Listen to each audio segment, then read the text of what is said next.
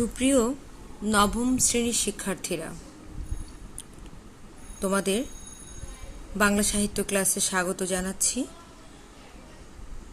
দীর্ঘ বিরতির পর, ঈদের ছুটির পর আমরা আবারও ক্লাসে মিলিত হয়েছি, অনলাইন ক্লাসে। আশা করি সবাই ভালো আছো, সুস্থ আছো। আমরা আজকেও গদ্য নিয়ে এসেছি। বিগত ক্লাসে তোমরা শামসুল আরফিন স্যারের পদ্যের উপর আমি কোনো আগন্তুক নই ক্লাসটি পেয়েছ। আশা করি ক্লাসটি তোমাদের অনেক কাজে এসেছে। আজকে আমরা গদ্য ক্লাসে আমাটি ভেপু নিয়ে পড়ব, বিভূতিভূষণ বন্দ্যোপাধ্যায়ের লেখা। বিভূতিভূষণ বন্দ্যোপাধ্যায় সম্পর্কে প্রথমে আমাদের জেনে নিতে হবে। প্রথমেই থাকবে লেখক পরিচিতি। বিভূতিভূষণ বন্দ্যোপাধ্যায় সম্পর্কে প্রথমে যে তথ্যটা আমাদের জানতে হবে সেটা হচ্ছে তিনি কবে জন্মেছেন। আমি লেখক পরিচিতির একটি চার্ট করে নিয়েছি, তোমরা চলো দেখে নিই। বিভূতিভূষণ বন্দ্যোপাধ্যায় সম্পর্কে তথ্যগুলো আমি একটি ছকে সাজিয়েছি। দেখো, তার জন্ম 1894 সালের 24 পরগনার মুরারপুর গ্রামে। তার পেশা শিক্ষকতা, আর তার উল্লেখযোগ্য উপন্যাসগুলো হলো পথের পাঁচালী, অপরাজিত, আরণ্যক, ইছামতি, দৃষ্টিপ্রদীপ। এই যে উল্লেখযোগ্য উপন্যাসগুলো, সেগুলো কিন্তু খুবই উল্লেখযোগ্য এবং এগুলো থেকে প্রশ্ন হয়। হ্যাঁ, হতে পারে যে আরণ্যক উপন্যাসটি কার লেখা, কিংবা পরীক্ষা আসতে পারে এমসিকিউতে বিভূতিভূষণ বন্দ্যোপাধ্যায়ের উল্লেখযোগ্য উপন্যাস কোনটি। তো এই ধরনের প্রশ্নের জন্য তথ্যগুলো এভাবে পড়ে নিতে হবে। তারপর তার পুরস্কার প্রাপ্তি কোন বিষয়ের জন্য? ইছামতি উপন্যাসের জন্য তিনি রবীন্দ্র পুরস্কার লাভ করেন। তো পরীক্ষা আসতে পারে বিভূতিভূষণ বন্দ্যোপাধ্যায় কোন উপন্যাসের জন্য রবীন্দ্র পুরস্কার লাভ করেন। হ্যাঁ, তখন তোমার উত্তর এইভাবে যদি সাজিয়ে নাও তাহলে উত্তরটা দিতে সুবিধা হবে। এরপরে আসো, তার মৃত্যু কখন। হ্যাঁ, তিনি মৃত্যুবরণ করেন 1914 সালের 1 সেপ্টেম্বর। লেখক পরিচিতি পড়ার পর আমাদের এরপরে জেনে নিতে হবে আমাটি ভেপুর পাঠ পরিচিতি। চলো জেনে নিই। আমাটি ভেপুটি কি নিয়ে লেখা সেটা চলো জেনে নিই পাঠ পরিচিতির মধ্য দিয়ে। আমাটির ভেপু শীর্ষক গল্পটি বিভূতিভূষণ বন্দ্যোপাধ্যায়ের পথের পাঁচালী উপন্যাস থেকে সংগ্রহ করা হয়েছে। গ্রামীণ জীবনে প্রকৃতি ঘনিষ্ঠ দুই ভাই বোনের আনন্দিত জীবনের আখ্যান নিয়ে গল্পটি রচিত হয়েছে। অপু ও দুর্গা হতদরিদ্র পরিবারের শিশু, কিন্তু তাদের শৈশবে দারিদ্র্যের সেই কষ্ট প্রধান হয়ে ওঠেনি। অধিকন্তু গ্রামীণ ফল ফলাদি খাওয়ার আনন্দ এবং বিচিত্র বিষয় নিয়ে তাদের বিস্ময় ও কৌতূহল গল্পটিকে মানুষের চিরায়ত শৈশবকেই যেন স্মরণ করিয়ে দেয়। এই গল্পের সর্বজয়া পল্লী মায়ের শাশ্বত চরিত্র হয়ে উঠেছে। তাহলে পাঠ পরিচিতিতে আমরা এই গল্পটির মূল ভাবটা খুঁজে পাচ্ছি। তাই সবসময়ই যে কোনো পাঠ শুরু করবার আগে সেই পাঠের পরিচিতি, মূল ভাবটাকে পড়ে নিতে হবে। এরপরে আমাদেরকে জেনে নিতে হবে কিছু শব্দের, উল্লেখযোগ্য শব্দের শব্দার্থ। কিছু কিছু শব্দ আমরা পাঠটি পড়তে গিয়ে খুঁজে পাবো, কিছু কিছু শব্দের মুখোমুখি হব যে শব্দগুলোর সাথে আমাদের পরিচয় নেই। সেই শব্দগুলোর অর্থ জেনে নিতে হবে। রোয়াক শব্দের অর্থ কি? ঘরের সামনের খোলা জায়গা বা বারান্দা। চুপড়ি, এই শব্দটির মুখোমুখি আমরা হব, তো অর্থটা জেনে নিতে হবে কি? ছোট ঝুড়ি বা ক্ষুদ্র ধাম। আমরা ছোট ঝুড়িটাই পড়ে নেব। নাটা ফল, করঞ্জা ফল, এটা একটা ফলের নাম, গ্রাম বাংলায় পাওয়া যায়। খাপড়ার কুচি, কলসি হাঁড়ি প্রভৃতির ভাঙা অংশ বা টুকরো। পিঁজরা পোলের আসামি মানে খাঁচায় পড়ে থাকা অবহেলিত আসামির মতো অর্থে। দাওয়া মানে বারান্দা। আমের কুশি মানে, আমের কুশি বা কুশি মানে হচ্ছে কচি আম। জারা মানে জীর্ণ করা, কুচি কুচি করা অর্থে। বন বিছুটি মানে বুনো গাছ। কাল মেঘ মানে যকৃতের রোগে উপকারী এক প্রকার তিক্ত স্বাদের গাছ। গরাত মানে জানালা শিক, ভেরেন্ডা কচার বেড়া মানে অ্যারন্ডা বা রেডি গাছের বেড়া, কুটো গাছ মানে তৃণ, আর রোসো রোসো রোসো মানে থামো থামো। শব্দার্থ জানার পর এখন আমাদের পাঠ আলোচনা শুরু করতে হবে, মূল পাঠে যেতে হবে। মূল পাঠে যাবার আগে যে প্রস্তুতিগুলো আমরা নিয়েছি সেগুলো কিন্তু তোমরা মাথায় রাখবে, মানে লেখক পরিচিতি, পাঠ পরিচিতি, শব্দার্থ। তো শিক্ষার্থীরা, এই আমাটির ভেপু একটি গ্রামীণ জীবনের, গ্রামীণ শৈশবের গল্প, যে গল্প আমাদেরকে আমাদের মাটির কাছে ফিরিয়ে নিয়ে যায়। হ্যাঁ, মনটাকে মাটির সাথে আটকে দেয়। হ্যাঁ, একটা আমাদের গ্রামের সাথে যে মানুষের যে নারীর টান, সেটা কিন্তু এই গল্পের মধ্যে খুঁজে পাওয়া যায়। তো তোমরা মূল পাঠে আলোচনায় বা মূল পাঠ পড়তে গেলে তোমরা বুঝতে পারবে যে এই পাঠটি আমাদের জীবনের সাথে, আমাদের শৈশবের সাথে কতটা জড়িয়ে। তো তোমরা এটা পড়ে নেবে। আমি লেখক পরিচিতি, পাঠ পরিচিতি আলোচনা করেছি, শব্দার্থ আলোচনা করেছি। মূল গল্পটা তোমরা নিজেরা পড়ে নেবে। এই গল্পের মধ্যে তোমরা যে শেকড় বা আত্মা খুঁজে পাবে, যে প্রাণ খুঁজে পাবে, সেটা পড়ে নেওয়ার পরে বুঝতে পারবে। আমরা বরঞ্চ সৃজনশীল প্রশ্নে যাই। শিক্ষার্থীরা, এই গল্প পড়তে গেলে তোমরা দুটো মুখ্য চরিত্র খুঁজে পাবে, সেটা হচ্ছে দুর্গা আর অপু। এই দুর্গা আর অপু আমাদের ছেলেবেলাকার একটা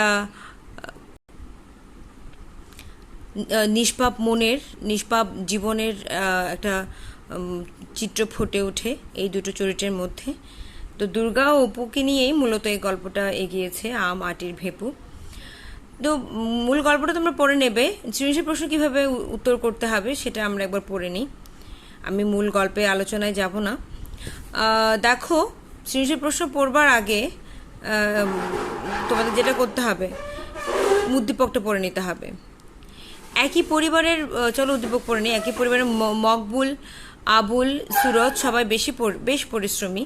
নিজের জমি না থাকায় অন্যের জমি বর্গা চাষ করে, লাকড়ি কাটে, মাঝিগিরি করে, কখনো কখনো অন্যের বাড়িতে কামলা খেটে জীবিকা নির্বাহ করে। তাদের স্ত্রীরাও বসে নেই, ভাগ্যের উন্নতির জন্য পাতা দিয়ে পাটি বনে, বাড়ির আঙিনায় মরিচ, লাউ, কুমড়ো ফলায়, বিল থেকে শাপলা তুলে বাজারে বিক্রি করে। কোনো রকমে জীবন চলে যাচ্ছে তাদের। এই যে অংশটুকু, উদ্দীপকটুকু পড়লাম, এখানে কিন্তু আমরা একটা মূল ভাব বা একটা চিত্র খুঁজে পাচ্ছি। সেটা হচ্ছে কি, একটা গ্রামীণ জীবনের চিত্র।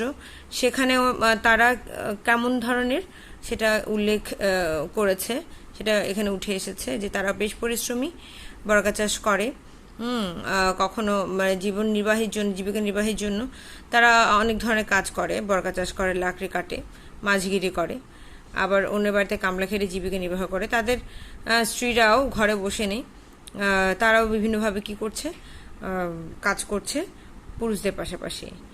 হ্যাঁ, এবার আমরা প্রশ্নে চলে আসি। দুর্গার বয়স কত? এটা জ্ঞানমূলক প্রশ্ন, এটা সবারই উত্তর হবে 1, আমরা সবাই জানি। দুর্গার বয়স কত? যে তার বয়স 10-11 বছর। এরপরে দেখো, বামুন হিসেবে বাস করার প্রস্তাবে হরিহর রাজি হলো না কেন? এটা হচ্ছে অনুধাবনমূলক প্রশ্ন।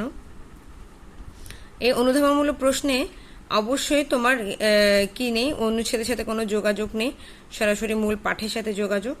এই অর্থটা, এটা দুটো অংশে উত্তর দিতে হবে, একটা হচ্ছে জ্ঞানমূলক উত্তর, আরটা হচ্ছে অনুধাবনমূলক উত্তর।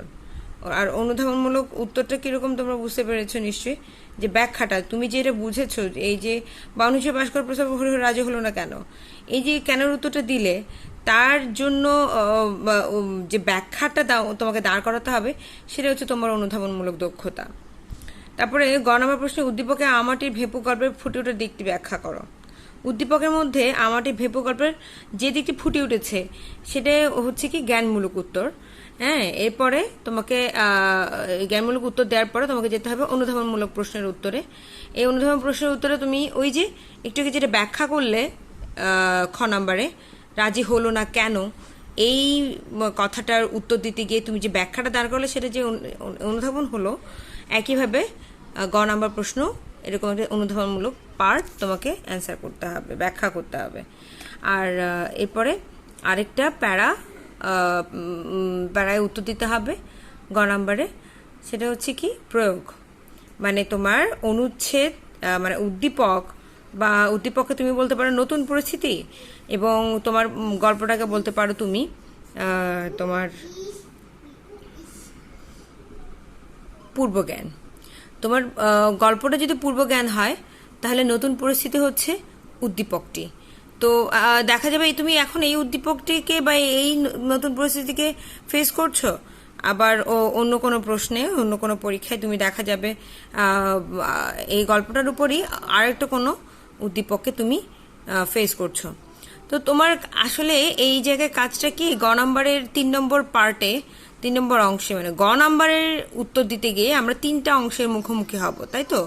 3 নম্বর অংশের কাজটা কি, তোমার এই যে অনুচ্ছেদটি বা উদ্দীপকটিকে পূর্বজ্ঞানের সাথে মিলিয়ে ওই ফুটে ওঠার দিকটা ব্যাখ্যা করা। উদ্দীপকে আমাটি ভেপু গল্পের ফুটে ওঠার দিকটা ব্যাখ্যা করার কাজটা করতে হবে প্রয়োগ অংশে, মানে কি পূর্বজ্ঞান বা আমাটির ভেপুর যে মূল ভাব সেটার সাথে উদ্দীপকের মূল ভাবটাকে কি করা, মিলিয়ে ব্যাখ্যা করা, এটাকে বলা হয় প্রয়োগ।